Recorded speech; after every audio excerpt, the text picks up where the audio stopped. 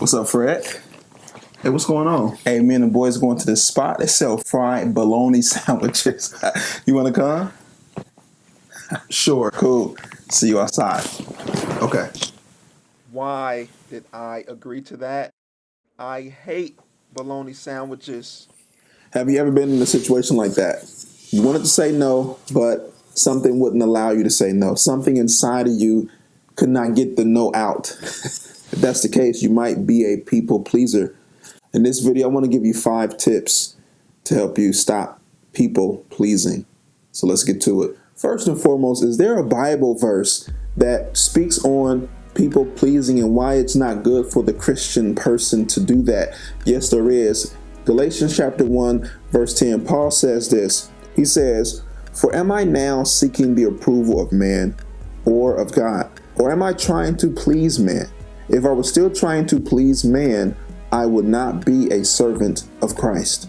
You see, trying to please man and trying to please Christ at the same time, it's like a contradiction. It's like oil and water trying to mix. It doesn't work.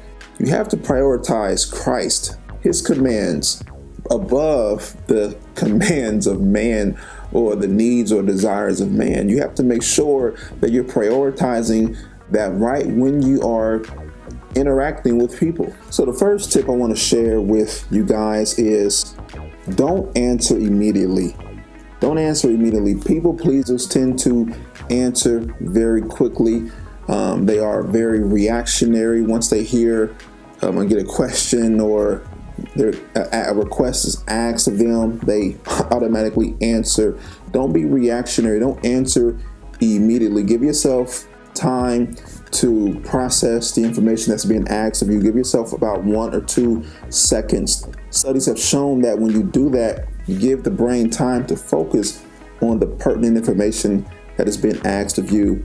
I mean, I would know this. I've done this myself. I tried to give the appearance of decisiveness when in fact it was just agreeableness, right?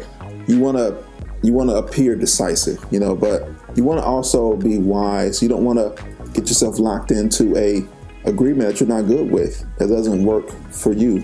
Make sure you are taking your time before you answer a request. My second tip is give yourself boundaries. You can't say yes to every request. That's the definition of being a people pleaser. You have to give yourself limitations, parameters that you will not go outside of or beyond. It could be your children. Your children could be a boundary, or it can be a limitation in ministry. If you're already serving in 1 or 2 roles, make that the limitation. Don't serve in 3.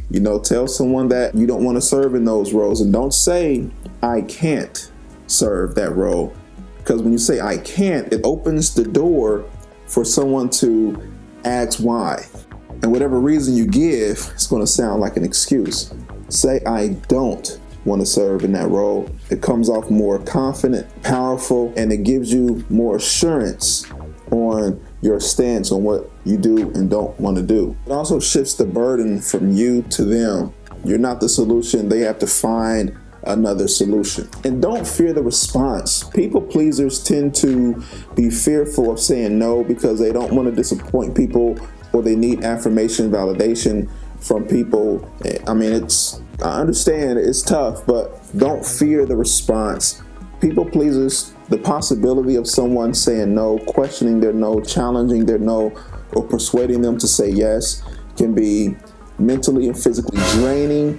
It can cause tension and anxiety. But what I've learned from my experiences in life and in ministry is that when you detach yourself from the hypothetical response and you attach yourself to the conviction, the reason why you said no, that reinforces your confidence. It just builds you.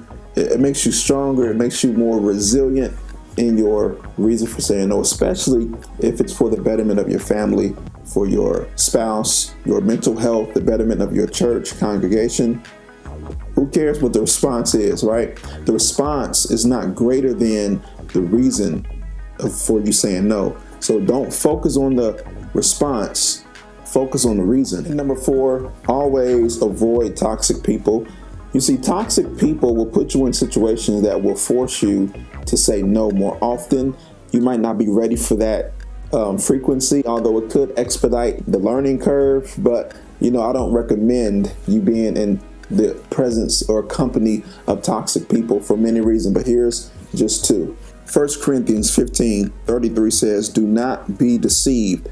Bad company ruins good morals." And Proverbs 13 verse 20 says, "Whoever walks with the wise becomes wise, but the companion of fools will suffer harm."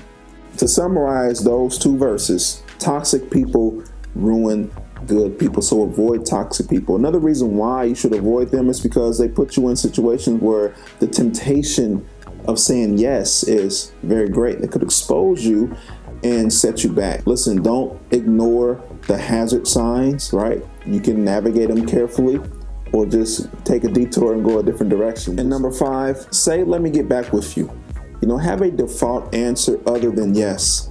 Say, "Let me think about it. Let me get back to you on that." That way it gives you time to process the information being asked of you. That could be your boundary you set up. So you're not saying yes so fast. You're not answering immediately. You can avoid toxic people that way. You can say, "Let me get back with you," and really think about the motive, the intention of that person. It will help you in the long run. It will help you avoid stress, anxiety, by saying, "Let me get back to you." It's a simple thing. It changes your default response to something different. Don't be ashamed if you struggle with people pleasing. You probably have a good heart. You probably want the best and you see the best in people, but people take advantage of that. They take advantage of your kindness. So just be aware of your blind spots and really focus on Christ's, his purpose, his will, as opposed to man's will. If you like this video, hit that subscribe button. Also like this video, comment, share it. If you want to learn more about prayer, click this video right here. This is about a book. Peace.